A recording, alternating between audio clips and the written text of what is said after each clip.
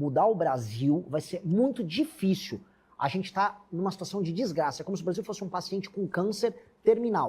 E pessoas que não deveriam estar no Bolsa Família, que precisam trabalhar, um homem de 25 anos que tem que ralar, vai ter que ralar.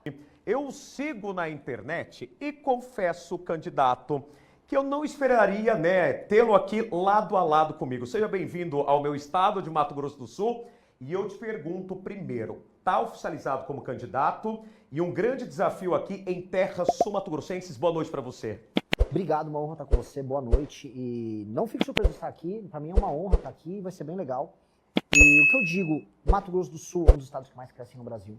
Tem que ter olho nele, porque a gente só fala dos problemas do Brasil, mas tem estados que fazem parte da solução. E também, por conta até da questão fronteiriça, é um lugar em que entra, infelizmente, muita droga, e boa parte daquele circuito da rota bioceânica que envolve droga e exportação de droga no Brasil, entra por aqui. Então, resolver essa questão da droga no Brasil é fazer com que a vida aqui fique mais tranquila. A gente fica ouvindo uns casos horrorosos no Mato Grosso do Sul que o Estado não merece. O Estado tem que só PIB subir, pessoas viverem melhor e a vida ser boa para todo mundo. Como resolver ou como atuar segurança pública na fronteira, crime organizado, tráfico de drogas? Primeiro tem que ter fronteira. A gente tem uma fronteira nominal, que é uma linha no mapa, mas do ponto de vista da fiscalização, da entrada e saída de drogas, de mercadorias contrabandeadas, de bandidos de ambos os lados, do cometimento de certos crimes, como o tráfico inclusive de armas, como uma indústria sexual que existe nas fronteiras, não há, o Estado não está presente. Isso cobra um preço não só para aqui, para o Estado, mas ele cobra um preço para o restante do Brasil.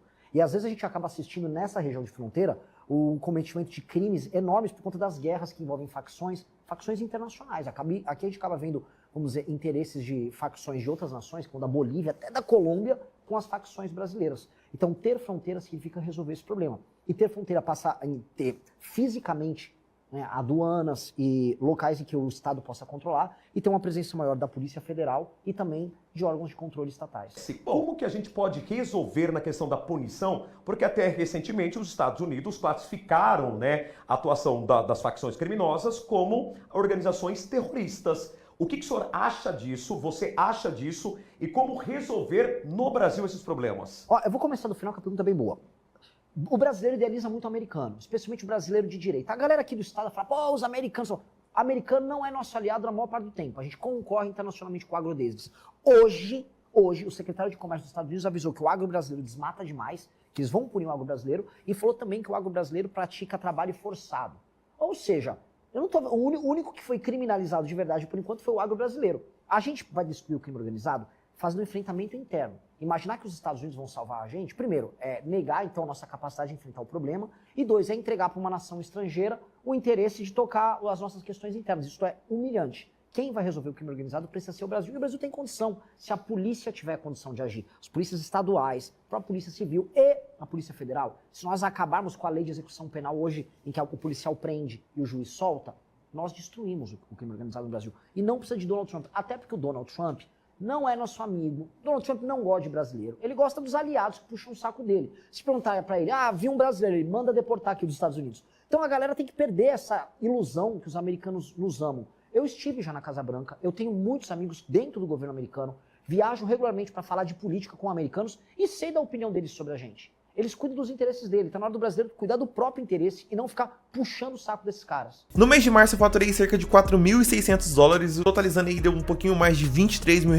apenas com a AdSense do meu canal, postando cortes do MBL. E se você tem interesse em criar seu próprio canal de cortes, ajudar no projeto e ainda poder ganhar com isso, é só clicar no primeiro link da descrição desse vídeo ou então ler o QR Code que tá aparecendo aqui no meio da tela que eu vou te explicar um pouco mais sobre isso. Você tem uma linha mais ligada ali ao pensamento de direita, de esquerda, de extrema direita, ao lado ali do pensamento de Trump também. Aonde que está o posicionamento do candidato? Sou de direita. E o que significa ser de direita? Muita gente fala, ser de direita então você gosta do Bolsonaro. Não é isso. Eu tenho posições de direita, que é defesa da lei e da ordem acima de tudo. Respeito ao espaço individual das pessoas. Aqui no Brasil, a gente não respeita. É o cara jogar lixo na porta da casa do outro, é o cara que vai pegar um ônibus com uma caixinha de som enorme, picha a casa do outro. A gente tem que ter lei e ordem em absolutamente tudo. Isso é ser direita. Respeito ao dinheiro público, ou seja, não ter privilégio, não ter mamata. Respeito ao espaço que o Brasil tem que ter junto ao mundo, ou seja, ser soberano, defender a sua própria nacionalidade, coisa que a gente não vem fazendo, especialmente esse governo atual, que é vassalo da China. Já falei, tem gente que quer puxar saco dos Estados Unidos, tem gente que quer puxar saco da China. Outro elemento que é central, defesa dos valores do homem e da mulher brasileira, sem prejuízo de minorias. Uma coisa é respeitar a minoria, outra coisa é você negar também o valor das famílias brasileiras. Você consegue conciliar isso tudo numa boa. O Brasil sempre foi tolerante. Se você defende isso, você é de direita. E meu governo vai fazer essa defesa. Agora, o que você enxerga hoje, Câmara, Senado e também o Supremo? Show de horrores. É todo mundo cuidando da grana que vai botar no bolso, de quanto emenda vai ter, mas ninguém preocupado com o Brasil. Eu vou falar um exemplo. Você tem que avaliar um político, e essa é uma regra que eu deixo para todo mundo que está assistindo em casa. Avalie o político na hora que ele propõe algo que é impopular. Então, direita e esquerda só sabem hoje falar o que é popular. Então, veio a pauta da PEC, do fim da escala 6x1.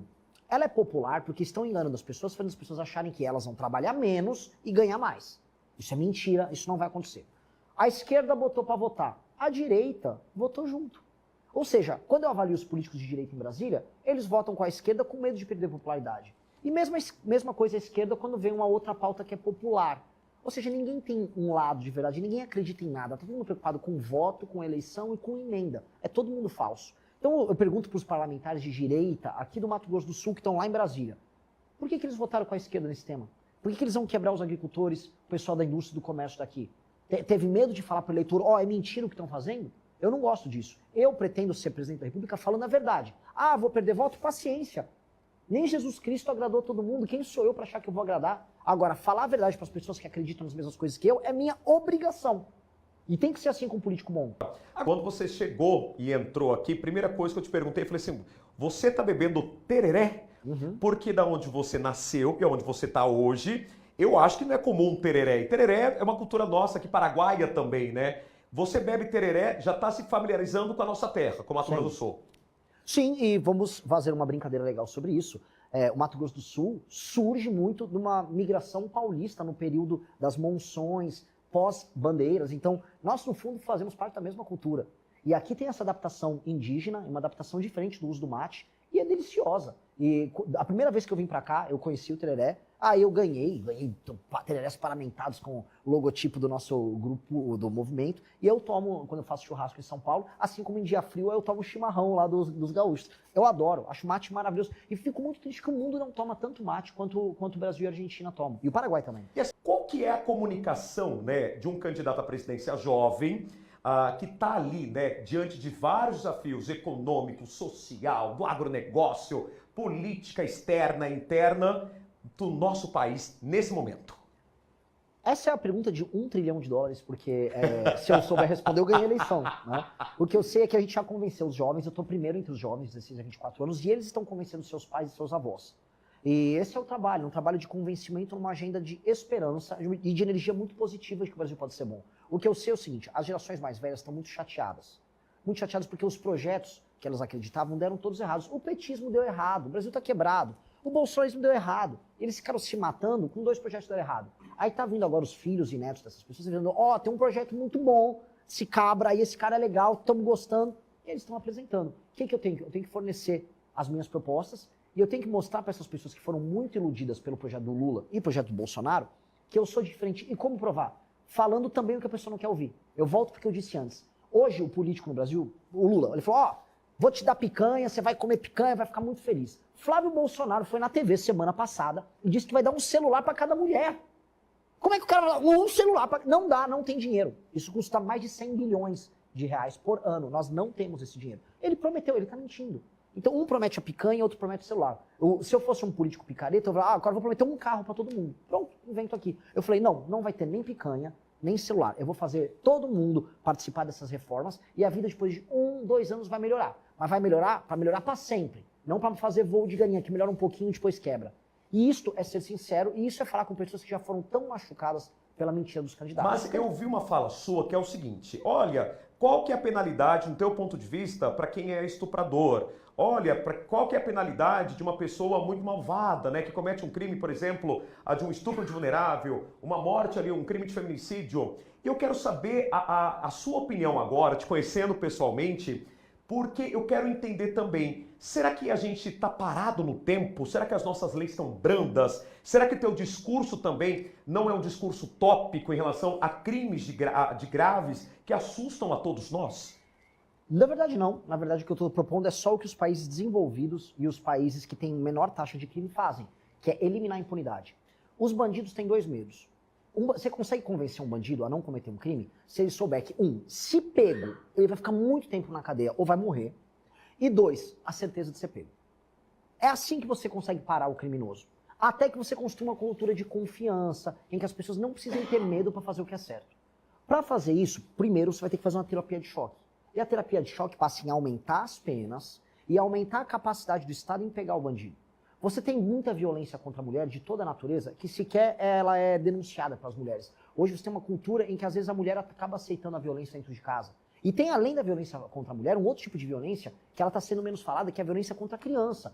Porque o mesmo marido abusivo que bate na esposa, eventualmente leva a óbito uma esposa, pode ser o marido que abusa sexualmente das meninas. Tem casos horrorosos no Brasil que não são denunciados. E o Estado tem que estar presente nisso para ver a denúncia e depois da denúncia a punição e quando punido que ele fique muito, muito tempo na cadeia, que ele não saia. Então essa é a jornada que a gente tem que construir, que é a jornada do fim da impunidade. Eu fui perguntado por uma grande emissora de TV, e eu saí hoje nela, perguntaram, olha Renan, aumentou o feminicídio, aqui está a mancha por estado do feminicídio. Pois bem, ela é igualzinha do homicídio. Ela é igualzinha de outros crimes violentos. Ou seja, os estados brasileiros que permitem que pessoas morram, também vai permitir que mulheres, em geral, morram mais. Por quê? Porque são estados que trabalham mais com impunidade. E os estados que combatem mais impunidade, você também tem menos feminicídio. Então, a correlação é direta.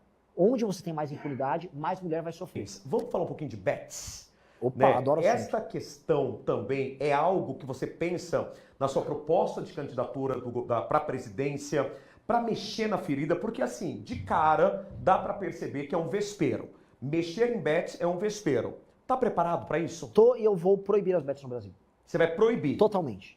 Eu já tentei pensar, será que existe um meio alternativo? Tudo termina em lavagem de dinheiro, em compra de parlamentar e evasão de divisas, ou seja, dinheiro sendo mandado para um paraíso fiscal, em geral ligado a mafioso russo, gente da pior estirpe. Para que serve uma bet? O que a gente ganha? Se a pessoa tem o dinheiro dela e ela gastou com qualquer coisa, ela movimentou a economia. Na bet ela vai lá, faz uma aposta online e o dinheiro vai parar no paraíso fiscal para um mafioso. O que o Brasil ganha com isso? Outra coisa, os brasileiros estão viciados em bet, viciados em tela de celular. Está fazendo mal para a cabeça dos brasileiros, está tendo vários problemas, vários transtornos estão surgindo. Eu não vejo nenhuma alternativa além de proibir bet.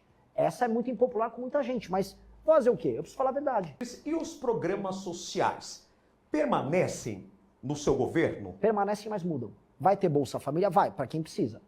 A diferença do veneno pro remédio é só a dose. Então, se eu der muito de um remédio, a dose passa e você mata o paciente. O Bolsa Família surgiu como um remédio. E ele é muito bom para muitas coisas. Pegar uma família que tem 6, 7 crianças e a mãe solteira não tem como cuidar da criança. Olha, aqui faz com que as pessoas não morram, isso ajuda. Agora, virou uma fábrica de pobreza. E aí, líderes políticos em vários estados do Brasil, especialmente no Norte e no Nordeste, deixaram de focar em aumentar a atividade econômica, como acontece aqui no Mato Grosso do Sul, e focaram só, dá um Bolsa Família, compra o voto desse pessoal para eleição e jogo segue. Eu vou fazer uma alteração nisso. Vou levar frente de trabalho para esses lugares e pessoas que não deveriam estar no Bolsa Família, que precisam trabalhar, um homem de 25 anos que tem que ralar, vai ter que ralar. Não é justo ter uma pessoa sendo empregador, ralando todos os dias da semana para pagar o imposto que vai sustentar um marmanjo que não quer trabalhar. Esse vai cair no meu pente fino. Não acreditem em promessas vãs, não acreditem em quem diz que tudo vai ser fácil. Mudar o Brasil vai ser muito difícil. A gente está numa situação de desgraça. É como se o Brasil fosse um paciente com câncer terminal. Dá para salvar? Dá. Só que você vai ter que fazer quimioterapia.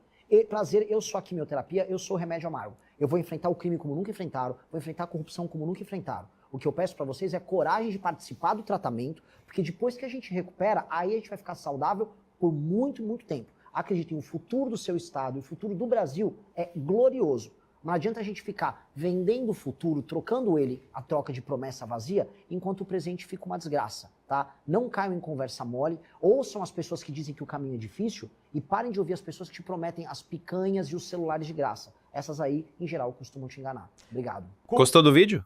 Não esqueça de deixar o like, se inscrever no canal e ativar o sininho para receber as notificações. Nos vemos no próximo vídeo.